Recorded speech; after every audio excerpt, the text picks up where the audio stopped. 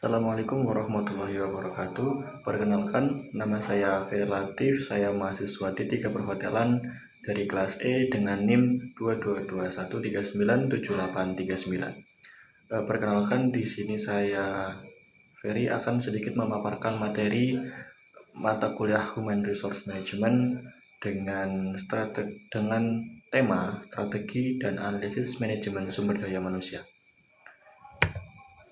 Sebelumnya saya sedikit akan menjelaskan apa itu Human Resource Management.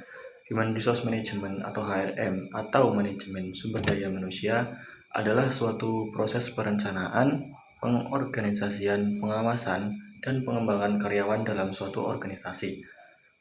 HRM bertujuan untuk memaksimalkan potensi dan kinerja individu atau karyawan, sehingga dapat berkontribusi secara optimal terhadap pencapaian tugas organisasi. Fungsi utama dari HRM meliputi 1.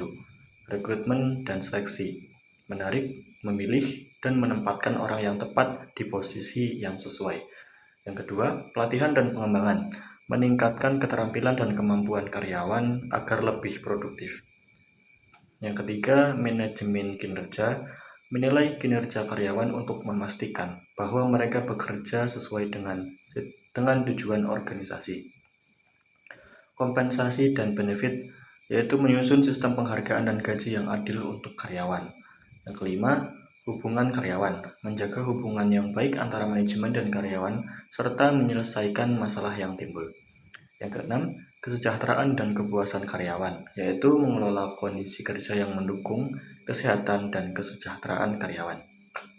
Secara keseluruhan, HRM berfokus pada cara untuk meningkatkan produktivitas dan kesejahteraan karyawan yang pada gilirannya dapat meningkatkan efektivitas organisasi secara keseluruhan. Proses manajemen strategis. Proses manajemen strategis adalah serangkaian langkah yang diambil oleh suatu organisasi untuk merencanakan, melaksanakan, dan mengevaluasi strategi guna mencapai tujuan jangka panjang. Proses ini membantu organisasi dalam menghadapi tantangan, memanfaatkan peluang, dan mengoptimalkan sumber daya untuk keberhasilan yang berkelanjutan. Proses manajemen strategis umumnya terdiri dari beberapa tahap seperti berikut. Yang pertama adalah penetapan visi dan misi.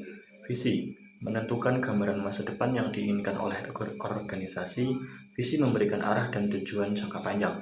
Sedangkan misi menjelaskan alasan keberadaan organisasi dan bagaimana cara mencapai visi tersebut. Misi menggambarkan nilai-nilai inti dan tujuan dasar yang harus dicapai. Yang kedua adalah analisis lingkungan. Analisis eksternal, melakukan analisis terhadap faktor-faktor eksternal yang memengaruhi organisasi seperti tren pasar, kondisi ekonomi, perubahan regulasi, dan pesaing. Yang berikutnya adalah analisis internal, mengidentifikasi kekuatan atau strength dan kelemahan atau weakness organisasi seperti sumber daya, kapabilitas, dan proses internal yang ada. Selanjutnya adalah penentuan tujuan yang strategis. Setelah memahami kondisi internal dan eksternal, organisasi menetapkan tujuan jangka panjang yang ingin dicapai. Tujuan ini harus spesifik, terukur, dapat dicapai, relevan, dan berbatas waktu. Selanjutnya, formulasi strategi. Berdasarkan hasil analisis lingkungan dan penentuan tujuan, organisasi menyusun strategi untuk mencapai tujuan tersebut. Ada beberapa jenis strategi yang dapat dipilih seperti strategi pertumbuhan untuk memperluas pasar atau produk, strategi stabilitas untuk mempertahankan posisi pasar yang ada, dan strategi pengurangan untuk memperbaiki efisiensi atau mengurangi kerugian. Selanjutnya, implementasi strategi. Setelah strategi dirumuskan, langkah selanjutnya adalah melaksanakan strategi tersebut dalam organisasi. Ini melibatkan alokasi sumber daya, penyesuaian struktur organisasi, dan komunikasi yang efektif agar semua pihak memahami peran mereka dalam mencapai tujuan strategis. Faktor yang penting dalam tahap ini adalah kepemimpinan. Peran pemimpin yang menyerahkan dan mengarahkan dan memberi contoh. Keterlibatan karyawan, memastikan semua anggota tim memahami strategi dan berkomitmen untuk melaksanakannya. Pengelolaan sumber daya, efektif dalam mengelola sumber daya manusia, keuangan, dan teknologi. Yang keenam, evaluasi dan pengendalian. Evaluasi dilakukan untuk memonitor kemajuan dan efektivitas implementasi strategi. Jika ada ketidaksesuaian antara rencana dan hasil yang dicapai, dilakukan perbaikan atau penyesuaian terhadap strategi yang sudah diterapkan. Evaluasi melibatkan pemantauan kinerja, pengukuran hasil, dan pengambilan keputusan untuk mengubah atau menyesuaikan strategi.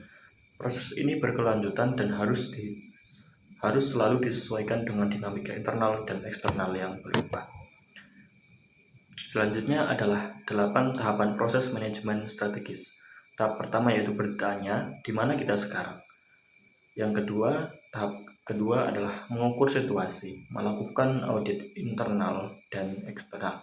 Tahap 3, menciptakan opsi strategis. Yang keempat, setelah menciptakan opsi strategis yaitu meninjau opsi strategis. Tahap 5, membuat pilihan strategis. Tahap 6, menerjemahkan menjadi sasaran. Tahap 7, menerapkan strategi. Dan tahap 8, meningkatkan kinerja dengan SISDM menggunakan piranti lunak perencanaan bisnis terkomputerisasi. Jenis-jenis strategi. Jenis-jenis strategi ada 3, pada umumnya ada 3, yaitu strategi korporat, strategi kompetitif, strategi fungsional. Yang pertama adalah strategi korporat. Strategi korporat adalah rencana jangka panjang yang dibuat oleh perusahaan untuk mencapai tujuan bisnisnya secara keseluruhan. Strategi ini menentukan arah perusahaan, termasuk bagaimana mengalokasikan sumber daya, memasuki pasar baru, dan menciptakan keunggulan kompetitif.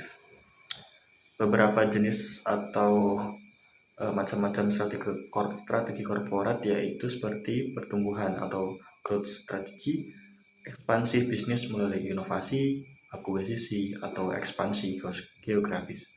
Selanjutnya ada stabilitas atau stability strategy, mempertahankan posisi pasar tanpa perubahan besar.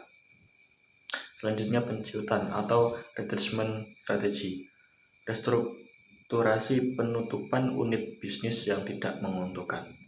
Diversifikasi atau diversification strategy, memasuki industri baru yang berhubungan atau related diversification, atau tidak berhubungan unrelated diversification. Strategi kompetitif. Strategi kompetitif adalah pendekatan yang digunakan perusahaan untuk mendapatkan keunggulan dalam persaingan pasar. Strategi ini bertujuan untuk membedakan perusahaan dari pesaing dan meningkatkan daya saingnya di industri tertentu. Contoh strategi kompetitif yaitu strategi Blue Ocean, menciptakan pasar baru yang belum terjamah kompetisi, seperti contoh Cirque du Soleil. Selanjutnya adalah strategi hybrid, menggabungkan diferensiasi dan kepemimpinan biaya secara bersamaan. Contoh Toyota dengan mobil berkualitas tinggi tetapi tetap efisien biaya. Selanjutnya adalah strategi fungsional. Strategi fungsional adalah pendekatan yang digunakan oleh setiap departemen atau unit fungsional dalam perusahaan untuk mendukung strategi bisnis dan korporat. Strategi ini memastikan bahwa aktivitas di tingkat operasional selaras dengan tujuan keseluruhan perusahaan. Pentingnya strategi fungsional. Yang pertama, memastikan setiap departemen bekerja secara sinergis untuk mencapai tujuan perusahaan. Yang kedua, meningkatkan efisiensi dan efektivitas dalam operasional bisnis. Yang selanjutnya, membantu perusahaan beradaptasi dengan perubahan pasar dan teknologi. Strategi fungsional harus selaras dengan strategi bisnis dan strategi korporat agar perusahaan dapat tumbuh dan bersaing secara optimal. Selanjutnya, menerjemahkan strategi ke dalam kebijakan dan praktik sumber daya manusia. Yang pertama adalah strategi baru, awali, adaptasi, dan hantarkan. Yang kedua adalah kompetisi dalam perilaku karyawan baru, kompetensi dalam perilaku karyawan baru. Dan yang ketiga, kebijakan dan praktik SDM baru. Yang pertama, program pelatihan dan komunikasi baru, program pengayaan pekerjaan baru, program kompensasi dan tunjangan baru, prosedur seleksi, orientasi, dan pemberhentian yang lebih baik. Selanjutnya adalah alat-alat manajemen sumber daya manusia strategis. Yang pertama adalah peta strategi, yaitu sebuah alat perencanaan strategi yang memberikan gambaran besar mengenai bagaimana kinerja setiap departemen berkontribusi untuk mencapai sasaran strategis perusahaan secara keseluruhan. Yang selanjutnya adalah HR Score Card atau kartu skor SDM, sebuah proses untuk menetapkan sasaran atau metrik finansial dan non-finansial terhadap rantai aktivitas peta strategi yang berkaitan dengan manajemen sumber daya manusia yang dibutuhkan untuk mencapai sasaran strategis perusahaan. Papan instrumen digital. Digital dashboard ini memberi manajer grafik dan bagian di atas meja dan juga gambar terkomputerisasi mengenai di mana posisi perusahaan pada semua metrik dan proses kartu SDM. Sekian pemaparan materi dari saya. Bila ada kekurangan, saya mohon maaf. Assalamualaikum warahmatullahi wabarakatuh.